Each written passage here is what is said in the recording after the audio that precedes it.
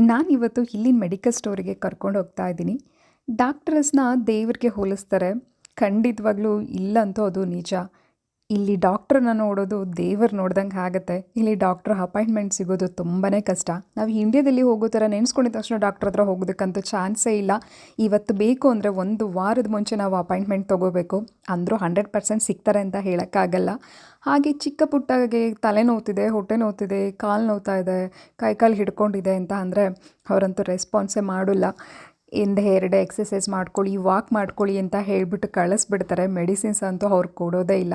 ಹಾಗೆ ಇಲ್ಲಿನ ವೆದರ್ಗೆ ಅಂತ ಬಂದಾಗ ಇಲ್ಲಿ ಸನ್ಲೈಟ್ ತುಂಬಾ ಕಡಿಮೆ.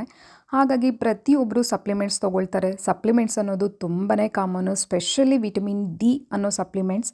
ಅದು ಇಲ್ಲದೆ ಇಲ್ಲಿ ಸರ್ವೈವ್ ಆಗೋಕ್ಕೆ ಚಾನ್ಸೇ ಇಲ್ಲ. ಎಲ್ಲ ರೀತಿ ಪೇಯ್ನ್ಸ್ ಸ್ಟಾರ್ಟ್ ಆಗಿಬಿಡುತ್ತೆ. ಸೊ ನಾವು ಸಹ ಇಲ್ಲಿ ಸಪ್ಲಿಮೆಂಟ್ಸ್ ತೊಗೊಂಡೇ ಸರ್ವೈವ್ ಆಗ್ತಾಯಿದ್ದೀವಿ.